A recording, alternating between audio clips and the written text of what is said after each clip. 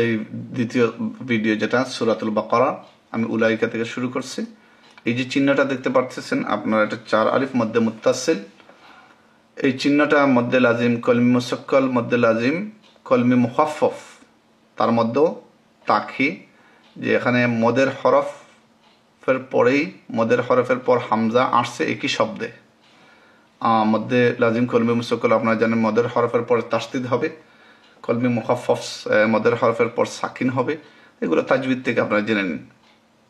এটা হচ্ছে video number 2। أعوذ بالله من الشيطان الرجيم بسم الله الرحمن الرحيم أولئك على هدى من ربهم। এখানে এই যে মিমের উপর তসদিদ আছে, সেই জন্য এখানে কি করতে হবে, আমাদেরকে গুন্না করতে হবে। এরপরে নুন সাকিনের পরে রা এসেছে, এদগামে বেলা গুন্না মির রব্বিহিম। আবার দেখুন এখানে এই যে উলাইকা আলা হুদাম, এই হুদাম হুদাম বলে এখানে দুইটা জবর, তো হুদান বলতে পারবেন না, যেহেতু তার পরের হরফটা হচ্ছে তাসদিদওয়ালা, একটা বলতে হবে তাসদিদওয়ালার আগের হরফ। তাসদিদওয়ালা আগের হরফে যখন দেখবেন ডাবল ভাওয়েল, মানে দুইটা জবর, দুইটা জের, দুইটা পেশ, তানবিনের আওয়াজটা হরকত হয়ে যাবে। তো হুদাম বলে আমি এই মিমে চলে এসেছি। কোরআন শরীফ আপনার সামনে রাখুন, তো আরো সহজ হবে, কারণ আমি বারবার স্ক্রিনটা up and down, left right এরকম করতেছি, আপনাদের অসুবিধা হতে পারে। হুদাম, এটা হচ্ছে মধ্যে গুন্নায় ওয়াজিব, ওয়াজিব গুন্না। তার অর্থটা হচ্ছে ইংলিশে বলি আমরা কম্পালসারি, এবং বাংলাতে করতেই হবে আপনাকে। হুদাম হুদাম মির রাব্বিহিম ওয়া উলাইকা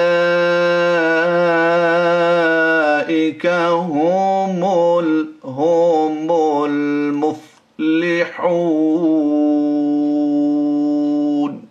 এই যে হুন, এটা আরো বেশিও আপনি চাইলে করতে পারেন, অর্থ দিকে পার্থক্য হয় না, এখালিফও করতে পারেন, যেমন হুমুল মুফলিহুন, হুমুল মুফলিহুন,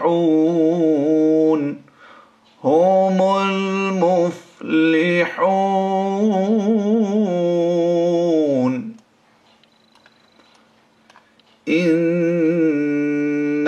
ইন্নাল্লাযীনা, লাযীনা জিহ্বার আগা এবং দাঁতের আগার মধ্যে টাচ করলেই, লাগালেই জালটা একেবারে পাতলা হতে হবে। এবং এই যে অরেঞ্জ কালার অথবা নুনের উপর তাসদিদ এসেছে, সেই জন্য এটা ওয়াজিব গুন্না। নুন এবং মিম সবসময় মনে রাখবেন ওয়াজিব গুন্না। আমি এখানে এটা তিলাওয়াতের সৌন্দর্যের জন্য, কেউ যদি করতে পারেন না কোনো অসুবিধা না।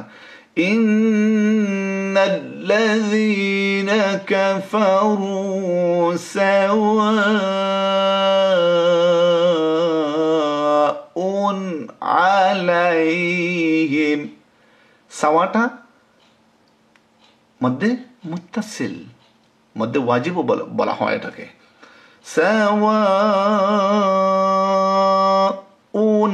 বলে আমি এরকম করি নাই কেন, কারণ পরের হরফটা এটা তানবিন, এই তানবিনের পরে যে আইনটা এসেছে এটা কিন্তু কি ইজহারে হাকিকি, সেই জন্য এখানে বলতে পারবেন না, ইখফার হরফ হলে হবে।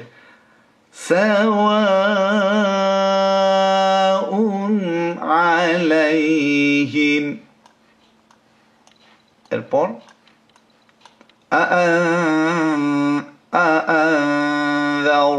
আআনযারতাহুম, আআনযারতাহুম।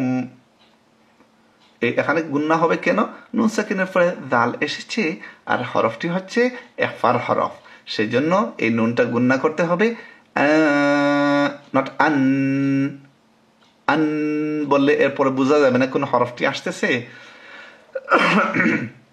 সেই জন্য আপনাকে কি করতে হবে, এখানে গুন্না করতে হবে এবং রাটার আওয়াজটা বড় করতে হবে, পুর করতে হবে, গাঢ় করতে হবে, কারণটা কেন? রাটা সাকিন, তার আগের হরফের উপরে দালের উপরে দেখুন জবর, সেই জন্য রাটার আওয়াজটা বড় হয়ে যাবে। أأنذرتهم أم لم تنذرهم। এখানে দেখুন এই রাটা বড় হবে, রা সাকিনের আগের হরফের উপরে জবর। আর আমার মাউসটা দেখুন, এখানে এখানে রাটা সাকিন, তার আগের হরফের নিচে জের, তাকে আর ধরুন এই রাটা হবে বারিক, এবং আমার মাউসের দিকে লক্ষ্য করুন, আর এই রাটা হবে বড়। কেন বড়? তার আগে রাসাকিনের আগে জবর, আর এটা হচ্ছে রাসাকিনের আগে জের, সেই জন্য এটা আওয়াজটা হবে একটু নিচে। তবে এখানে এই যে আম দেখতে পারতেছেন আপনারা, মিম সাকিনের পরে লাম এসেছে, এখানে মিম সাকিনের পরে আলিফ এসেছে, ইজহারের শাফাউই। ইজহারের শাফাউই তাজবিদে গেলে বুঝতে পারবেন কি। তাজবিদের বই থাকলে বই আপনারা সংগ্রহ করুন, বা আপনারা তাজবিদের ভিডিওতে আপনারা পেয়েছেন। আমার একটা অনুরোধ, যারা তাজবিদ পড়েন নাই আমার ভিডিও থেকে বা আমার বই থেকে, যারা তাজবিদ বুঝেন নাই, তারা কিন্তু আমার কথাগুলি বুঝবেন না। এটা কিন্তু অত্যন্ত কঠিন হবে, এই লেসনটা আপনাদের জন্য মোটেই সহজ নয়।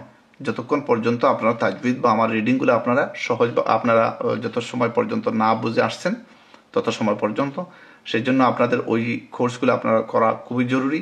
এটা ভাববেন না যে কোরআন মজিদ খুবই হার্ড, শক্ত, এগুলো স্টাডি করবেন না, এগুলো পড়বেন না, কারণ শয়তান আমাদের সাথে আছে। শয়তান বারবার চাইবে আমাদেরকে এর থেকে দূরে রাখার জন্য।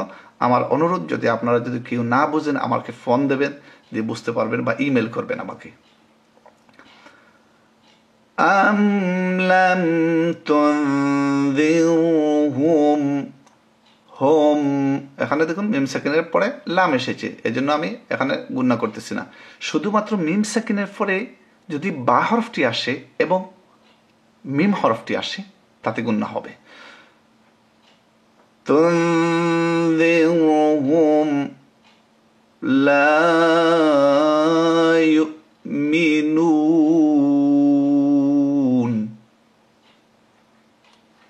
এরপর দেখি কি, আমি যেভাবে আলাপ করে আপনাদের সাথে কথা বলতেছি এবং তেলাওয়াত করতেছি, এটা শিক্ষার জন্য। আপনারা যখন তেলাওয়াত করবেন তখনকার সময় দয়া করে আপনারা কেউ আজে বাজে কথা বলবেন না, ঠিক আছে? খাতামাল্লাহু আলা কুলুবিহিম। খাতামাল্লাহ, যেমন কাউকে ভয় দেখাচ্ছেন। কেন হলো এটা? এই আল্লাহ শব্দের আগের হরফটিতে জবর থাকার দরুন আল্লাহ শব্দটা বড় হয়ে গেছে। খাতামাল্লাহু আলা কুলুবিহিম ওয়া আলা সামইহিম।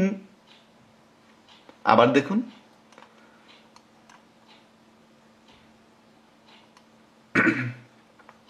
খাতামাল্লাহু আলা কুলুবিহিম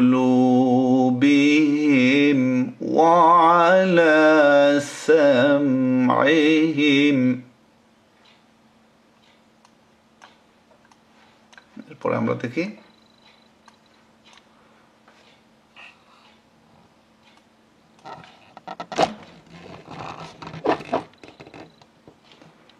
وعلى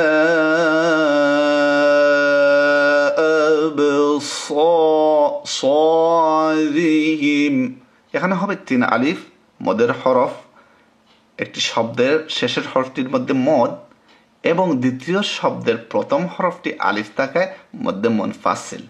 বাটা হচ্ছে কলকলা, এবং সদটা হবে আওয়াজটা বড়, সদ তিন কিস, সদ ত দ খা গান কফ, এই হরফগুলো আওয়াজটা সবসময় বড় হবে। তো দেখুন, ওয়ালা আবসারিহিম গিশাওয়াহ। ওই জায়গায় বলছিলাম আগের লেসনে ওয়াহ, এটা কিন্তু তামিজি আমার তিলাওয়াতটা কি, সেই জন্য আমি হা বলছি। আবার যদি এই যে যা আয়াত, এখানে আমি চাইলে নাও থামতে পারি, তো আমি যদি না থামি তাহলে সে তা হবে এবং গুন্না হবে, কারণ তানবিনের পরে ওয়াও এসেছে, ইয়া মিম ওয়াও নুন ইদগামে মাল গুন্না। ওকে, ওয়ালা আবসারিহিম গিশাওয়া, এবার দেখুন গিশাওয়াতু, তো আমার নাক দিয়ে আসতেছে গুন্না এবং জবান দিয়ে আসতেছে, মুখ দিয়ে আসতেছে ওয়াওয়ের আওয়াজটা, গিশাওয়াতু ওয়ালাহুম আযাবুন আযীম, আযীম। আপনার চেষ্টা করবেন সুন্দর কণ্ঠ দিয়ে আপনার তেলাওয়াত করার জন্য। আমি আসলে আওয়াজটা ছেড়ে আমি তেলাওয়াত করতে পারতেছি, যে গভীর রাত্রে আমি রেকর্ড করতেছি এবং আমার বাচ্চারাও যেহেতু শুয়ে আছে তারা উঠে যাবে। তো আপনাদেরকে খুব সুন্দর কণ্ঠে, আপনার সুন্দর কণ্ঠে তেলাওয়াত করবেন, চেষ্টা করবেন। ওয়ালাহুম আযাবুন আযীম।